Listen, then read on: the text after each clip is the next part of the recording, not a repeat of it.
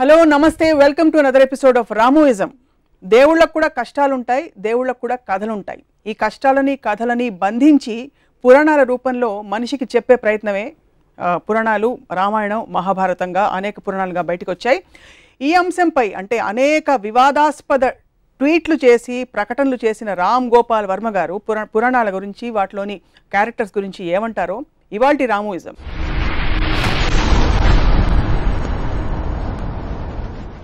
నమస్కారం. Latest tweet ఏంటి రామ్ గోపాల్ గారు?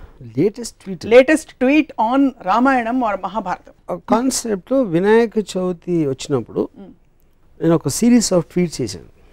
ఏమన్నాను, ఐసిస్, అల్ ఖైదా లాంటి ఒక విపరీత టెర్రరిస్ట్ ఆర్గనైజేషన్లు చేసే గౌరవాల తర్వాత అంతకు మించిన గౌరవం నేను విన్నది, ఒక తండ్రి తన ఇంట్లోకి రానియట్లేదని ఒక కొడుకు తల నరికేశాడు అని నేను పెట్టిన ట్వీట్. ఒకవేళ తన కొడుకు తల నరికి తర్వాత ఏంటి విషయం తెలిసి తన కొడుకే అని తనకి తెలిసి దారేపో ఏనుగు తల నరికేసి ఏనుగు తల పెట్టేశాడు. ఏనుగు తల పెట్టి మనిషి మీద పెట్టే శక్తి ఉన్నప్పుడు తన కొడుకు తలే పెట్టచ్చు కదా, మళ్ళీ ఏనుగు తల ఎందుకు అనేది ఒక ట్వీట్ పెట్టాను. నాకు గణపతి కథ అలా చెప్పారు. ఫస్ట్ శివుడు అనే దేవుడికి తన కొడుకు తనే తెలియదా ఒకటి, అది పక్కన పెడదాం. ఒక చిన్న పిల్లడు లోపలికి రావద్దు అన్నాడు, కానీ అటాక్ కూడా చేయలేదు. నన్ను రావద్దు అంటావురా అని తల నరికేస్తే నాకు తెలిసి తాలిబాన్ కూడా చేయలేదు, కానీ మన దేవుడు చేశారు. దాని తర్వాత ఏనుగుని చంపితే ఇప్పుడు WWF అంత గోల్ చేస్తారు, మేము సినిమాలో కుక్కను పెడితే సెన్సార్ వాళ్ళు కుక్కర్ని ఏమన్నా చేశారా అని అడుగుతారు. ఏమి అన్నింపుని తెలియని ఏనుగుని చంపేసి దాని తలను పెట్టారు. ఆ తల ఎందుకు పెట్టాలి అదో క్వశ్చన్. దాని మీద బాంబేలో ఒక శివసేన ఇలాంటి ఎంఎస్ గ్రూప్ వాళ్ళు ఇలాంటి ట్వీట్లు పెడతాంటే గణపతి అనేది చాలా పెద్ద బాంబేలో. అంటే దాంట్లో ఒక లీడరు ఇప్పుడు మనం గొడవ చేస్తే దీని గురించి దాంట్లో లాజిక్ అంతా బయటికి లాగుతారో తనకే పబ్లిసిటీ వస్తుంది, వదిలేయండి అని చెప్పాడు. సో నా పాయింట్ ఏంటంటే అది ఇప్పుడు మనం బ్లైండ్గా ఫాలో అవ్వటానికి ఒక దేవుడికి ఉన్న క్వాలిటీస్, ఆ దేవుడికి ఉన్న ఆ పర్టిక్యులర్ పురాణ పురుషుడికి ఉన్న క్వాలిటీస్ అనేది మనకు చాలా ఇంపార్టెంట్ స్టడీ చేయడం. నేను బ్లాటెంట్గా ఇలాంటి ఆస్పెక్ట్స్ ఉన్నప్పుడు దాన్ని క్వశ్చన్ చేయకుండా కేవలం దేవుడు చేశాడు కాబట్టి వదిలేసాం, తాలిబాన్ చేస్తే, అల్ ఖైదా చేస్తే వాళ్ళని రాక్షసులు అంటాం. ఇది ఒక ఎగ్జాంపుల్. రెండో ఎగ్జాంపుల్, రాముడు వనవాసానికి వెళ్ళిపోయాడు, సీతమ్మ, లక్ష్మణుడు ముగ్గురు వెళ్ళిపోయారు. 14 సంవత్సరాలకి సరిపడా వాళ్ళకి బట్టలు ఆభరణాలు ఇచ్చారు. అవి ఎవరు మోసారని ఒక ట్వీట్ పెట్టారు. రాముడు మోసాడు, సీత మోయదు అంటే లక్ష్మణుడు మోసాడా? ఒకవేళ ఇవ్వకపోతే అవే బట్టలతో 14 సంవత్సరాలు ఉన్నారా? లేకపోతే అడవిలో వేరే బట్టలు ఎక్కడ కొనుక్కున్నారు? లేకపోతే ఆకులను కట్టుకున్నారు? ఇలాంటివి ట్వీట్స్ చేశారు. అదేంటి నాకు కించపరచడం కాదు, దాని గురించి జోక్ చేయడం కాదు. ఇలాంటి ఫండమెంటల్ ఎలిమెంట్స్ గురించి నేను సినిమా తీస్తే 1,00,000 రకాల రివ్యూలు రాస్తారు. రామాయణ మహాభారతంలో నేను తీసే అతి చెత్త సినిమాలు కానీ ఎక్కువ లొసుగులు ఉన్నాయని నా ఫీలింగ్. వాటికి ఎవరు ఇంత పూజిస్తారు కానీ రివ్యూస్ రాయరు. నా సినిమాలు ఏమో చూడరు, ఫ్లాప్ చేయిస్తారు. ఆ జలసీ తోటి నా మనసులోంచి వచ్చిన ఒక ఆక్రోషం నుంచి ఆ ట్వీట్స్ వచ్చాయి. ఇక్కడ కార్ ఆన్ చేస్తే అక్కడ డోర్ తీస్తారు, మధ్యలో కార్ ఆగిపోయిందా, పెట్రోల్ పోయించాడా, ఈ డీటెయిల్స్ అన్ని మీరు చూపించారు కదా మీ సినిమాలో. అంటే నా పాయింట్, ఒక ఫాదర్ కొడుకు తల నరికేయటానికి కారు ఆపేశారు, పెట్రోల్, ఎంత చిన్న ఎగ్జాంపుల్, అది సరిపోతుందా? అంటే దానికి దీనికి పోలిస్తే మీ గురించి నాకు అర్థమవుతుంది. ఈ పోలిక కరెక్ట్ అని అనుకుంటే సివియారిటీ ఆఫ్ ద థింగ్ అది కాదు.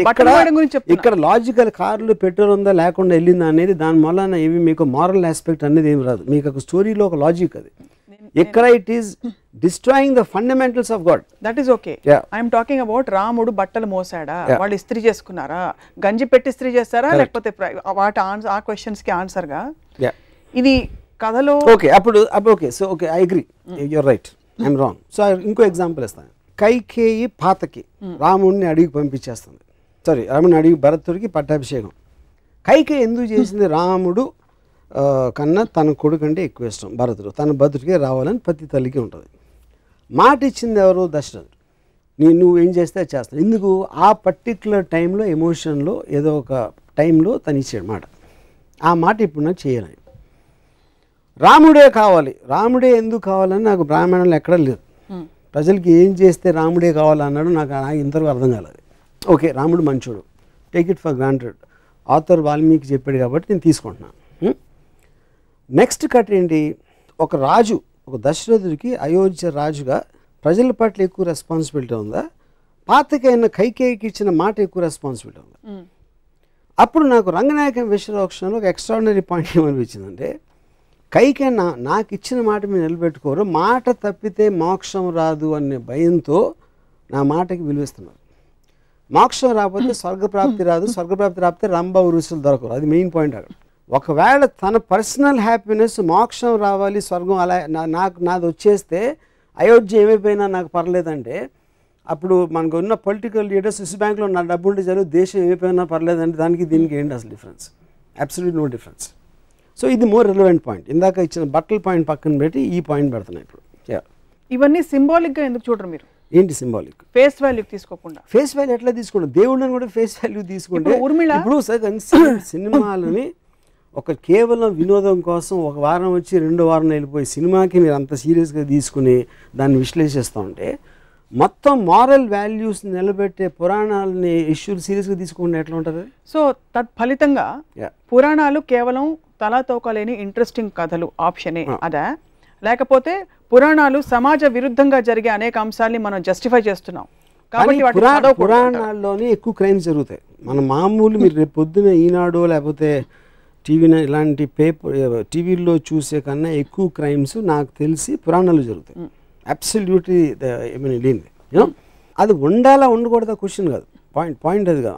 మన అంత పూజ నుంచి అంటే అది మన మెంటల్ స్టేట్ని రిఫ్లెక్ట్ చేస్తుంది. పురాణాన్ని సీరియస్గా తీసుకునేవాళ్ళు అది యాక్చువల్లీ అతని మెంటల్ స్టేట్ రిఫ్లెక్షన్ అది, యూనో.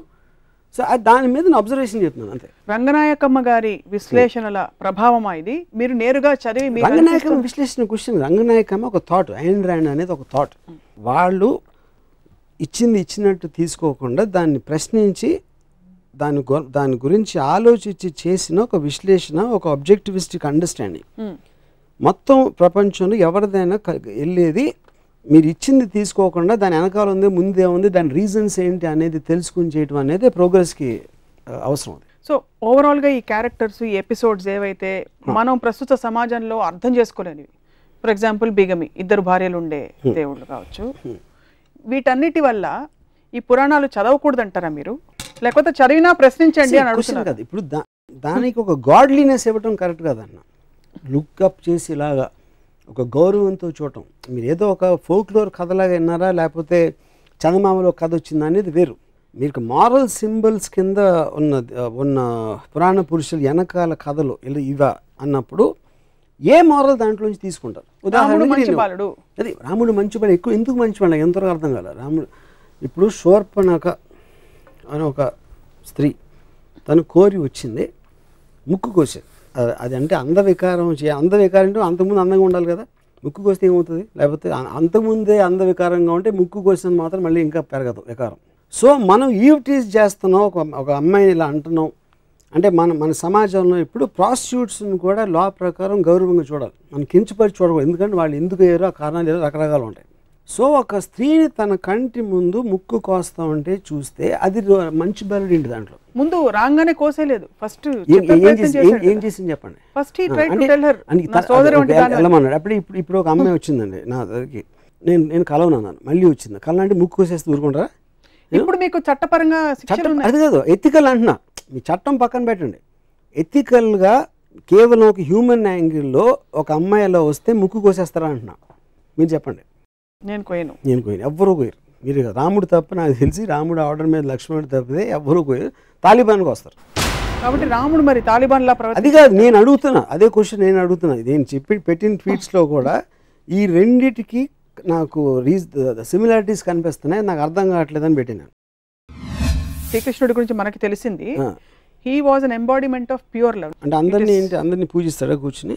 ఎవరి సెంటిమెంట్స్ హర్ట్ అవుతాయని అనుకోరా? హర్ట్ అవుతాయండి, ఎక్స్ప్రెషన్ చెప్తాను. నేను అడిగిన ఒక లాజికల్ క్వశ్చన్ అది.